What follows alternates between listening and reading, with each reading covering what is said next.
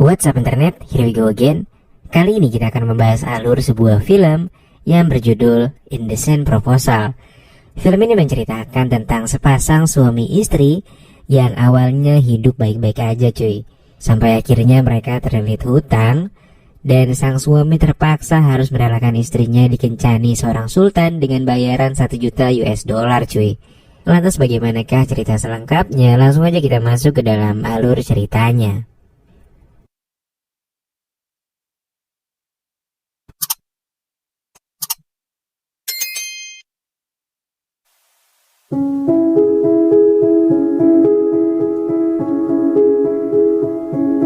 Di awal film kita akan diperlihatkan sebuah scene flashback ketika David melamar Diana. Saat itu usia mereka masih terbilang sangat muda untuk membangun sebuah rumah tangga. Namun hal itu sama sekali tak menyurutkan niat mereka untuk menikah di usia ke-19 tahun ini. Dan tak berselang lama, mereka pun akhirnya memutuskan untuk kawin lari cuy. Lalu scene kembali ke masa sekarang, dan terlihat David dan Diana yang hidup dengan penuh keromantisan yang sama seperti dahulu kala. Diana tak banyak menuntut David meski mereka hidup sederhana saja. David yang kini berprofesi sebagai seorang arsitek di sebuah perusahaan pun terbilang memiliki gaji yang lumayan di atas UMR dikit lah cuy. Dan Diana berprofesi sebagai seorang marketing di sebuah perusahaan properti. Kehidupan mereka terbilang berkecukupan lah. Hingga pada suatu hari, perusahaan David mengalami kebangkrutan dan dia terkena PHK oleh atasannya. Hal itu tentu membuat mereka dilanda ketakutan karena tabungan mereka pun semakin menipis. Ditambah dalam 6 bulan terakhir, Diana sama sekali tak melakukan penjualan properti.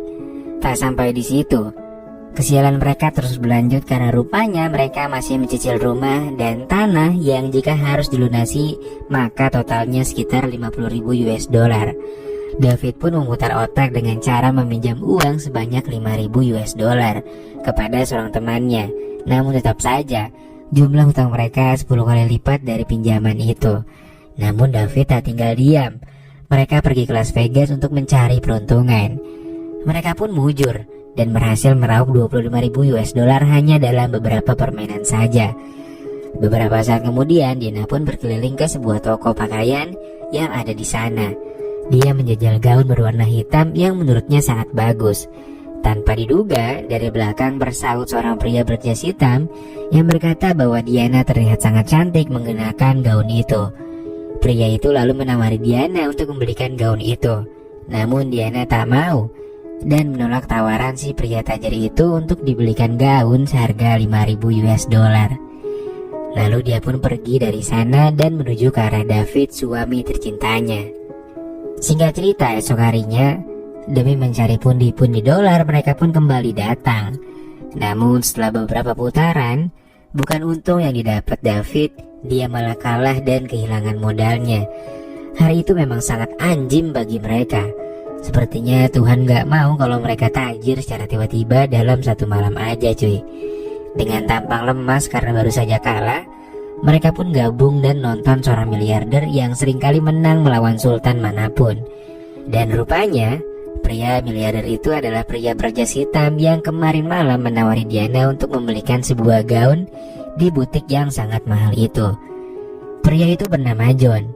Namanya memang sudah gak asing lagi di pusat perjudian yang ada di Vegas. Ketenaran itu didapat dari kehandalannya yang bisa juga dibilang udah pro banget lah cuy. John pun langsung sadar kalau Diana sedang menontonnya, dan dia pun langsung menyapanya lalu meminta izin kepada David untuk meminjam istrinya sebagai jimat keberuntungan katanya. David pun tak keberatan dengan permintaan John, asalkan Diana mau, karena ya emang gak ada ruginya juga kan buat mereka. John pun langsung unjuk gigi dan menandatangani sebuah cek dengan nominal 1 juta dolar untuk bermain satu putaran aja cuy. Gila gak tuh? 1 juta dolar cuman buat sekali taruhan doang anjir. Kebayangkan betapa tajirnya nih Dedi. Not at all.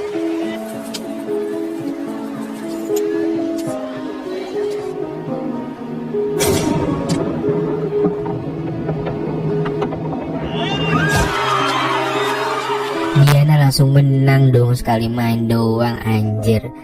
Bener-bener bawa hoki si Diana ini buat John. Sebagai ungkapan terima kasih, John pun mengajak mereka untuk bermalam di hotel ini yang notabene hotel termahal di Vegas cuy. Tak berselang lama, seorang asisten John mendatangi kamar mereka dan memberikan hadiah gaun seharga $5.000 itu. Diana pun langsung mengenakannya dan pergi ke pesta pribadi yang sengaja dibuat John untuk merayakan kemenangan mereka tadi sore. Lalu mereka bermain biliar bersama dan terjadilah perbincangan yang sangat menarik cuy. Jadi awalnya John bilang kalau dia ini orang kaya berat, tapi kalah sama David yang biasa-biasa aja, tapi dia punya istri yang sangat cantik dan sangat hoki seperti Diana. Diana pun nyeletuk kalau uang emang gak selamanya bisa beli yang kita mau. Dan dia ini sama si David ya kan. Dibalaslah sama John, gimana kalau John membayar mereka $1 juta cuman untuk satu malam dengan Diana. David pun gak bisa jawab saat itu, dan mereka berdua cuman saling menatap. Namun sesaat kemudian David menjawab bahwa ia menolak tawaran dari John tadi. Singkat cerita, di tengah malam Diana dan David gak bisa tidur dengan tenang. Perasaannya terus dihantui tawaran $1 juta dari John tadi. Diana rupanya mulai tergoda dengan tawaran John dan berkata bahwa dia akan melakukan ini demi menjaga rumah tangga mereka. David pun akhirnya juga mengiyakan tawaran itu cuy. Esok harinya David langsung menghubungi pengacaranya dan mengungkapkan bahwa dia menerima tawaran John untuk bersama dengan Diana semalam dengan bayaran $1 juta. We have a deal.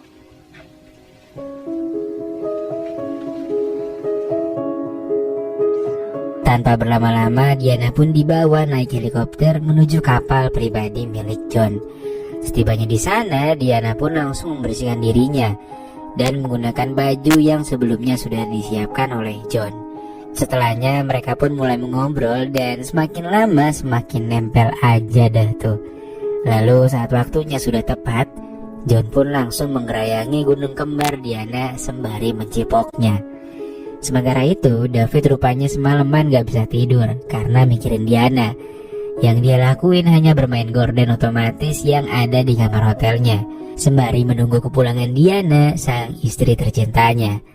Lalu tak berselang lama, Diana pun akhirnya pulang, dan David langsung memeluk Diana dengan sangat erat, seakan menyesali apa yang baru saja mereka sepakati. Pada esok harinya, mereka pun mendatangi pihak developer untuk melunasi tagihan mereka. Namun sayangnya mereka sudah terlambat dan sudah jatuh tempo 2 hari yang lalu. Selain itu, aset dan tanah milik mereka ternyata juga sudah ada orang lain yang membelinya dan membayarnya secara full. David pun langsung ngomel saat itu juga cuy. Dengan terpaksa mereka pun harus kembali ke rumah lama mereka. Saat di rumah, David iseng-iseng ngebuka dompet Diana dan menemukan Diana yang masih menyimpan kartu nama John. David yang cemburu pun akhirnya melampiaskan kekesalannya kepada Diana.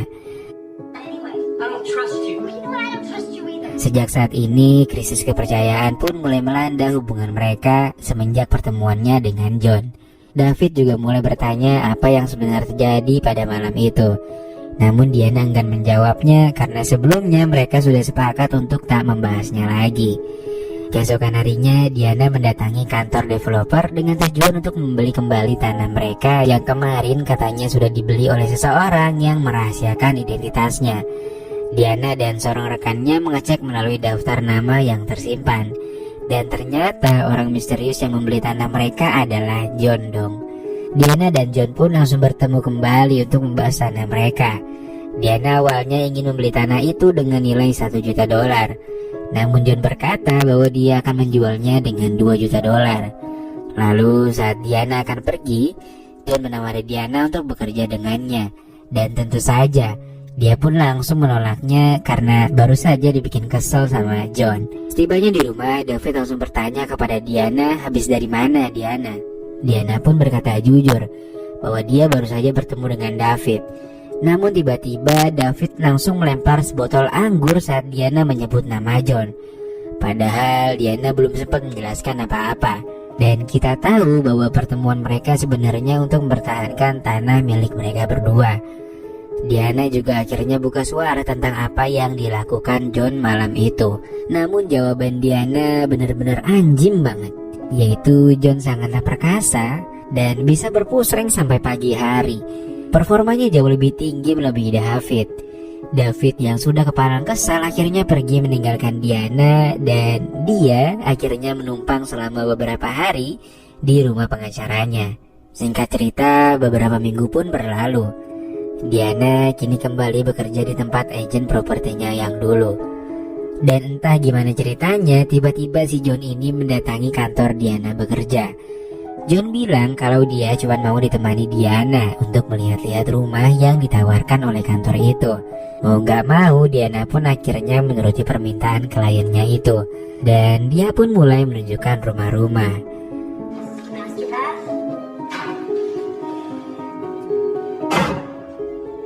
Hingga akhirnya mereka pun tiba di sebuah rumah yang sangat megah, yang harganya ditaksir mencapai 30 juta dolar cuy. Diana pun terlihat begitu terperangah melihat megahnya rumah ini.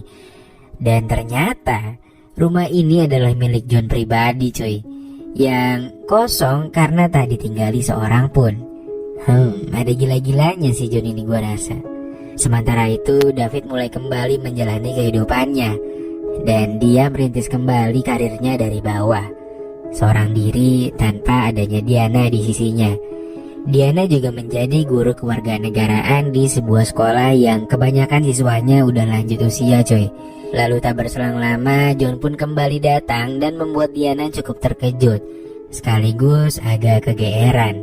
Setelah kelas selesai, Diana dan John pun pergi bersama. Namun tujuannya malah ke rumah mewah milik John.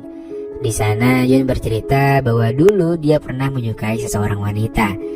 Namun karena malu, John enggan untuk mendekatinya. Hingga akhirnya wanita itu pergi dan menghilang tanpa kabar. Dan sekarang perasaannya itu kembali lagi, namun dengan orang yang berbeda.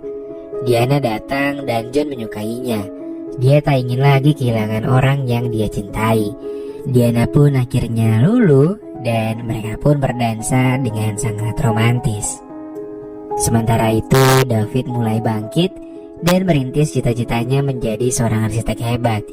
Dia juga mengisi kelas di sebuah universitas cuy. Namun kabar menyakitkan diungkapkan oleh pengacaranya, yang mengatakan bahwa Diana memutuskan untuk menceraikan David secara resmi. David pun tak ingin menyangkal sama sekali. Yang dia inginkan hanya bertemu satu kali saja dengan Diana untuk mengobrol terakhir kalinya. Esok harinya David pun akhirnya bertemu di sebuah acara pelelangan. John langsung mempersilahkan David untuk mengobrol dengan kekasih barunya itu. Di sana David meminta maaf atas segala sesuatu yang pernah terjadi di Las Vegas. Dia sangat menyesali perbuatannya. Lalu David menandatangani surat perjanjian cerai mereka di hadapan Diana. Diana terlihat begitu sulit menerima kenyataan ini, dan dari kejauhan terlihat John yang memantau pergerakan mereka. Sepertinya dia juga takut kekasih barunya akan direbut kembali. Dalam perjalanan pulang, John mengarang sebuah cerita yang sedikit membuat asistennya agak kebingungan. John berdalih bahwa sebenarnya dia hanya mempermainkan perasaan Diana saja. John juga berkata bahwa dia sering melakukan kegiatan serupa hanya untuk memenuhi rasa penasarannya saja. Dan setelah mendapatkannya, John pasti akan meninggalkannya begitu saja. Hal itu tentu saja membuat Diana pergi meninggalkan John. John pun akhirnya berbicara dan cerita ke asistennya kalau sebenarnya cinta sejatinya Diana ya cuman David. Bisa dibilang John cuman pelarian aja lah ketika Diana lagi ricuh sama David. Diana lalu pergi ke sebuah dermaga, tempat dimana dia dilamar oleh David seperti di awal film cuy. Dan David pun secara tak sengaja juga sedang berada di sana cuy. Alhasil mereka pun akhirnya kembali rujuk, dan lalu film pun selesai. Akhirnya happy endingnya. Oke, jadi sekian dulu pertemuan kita pada kali ini. Makasih banget buat yang udah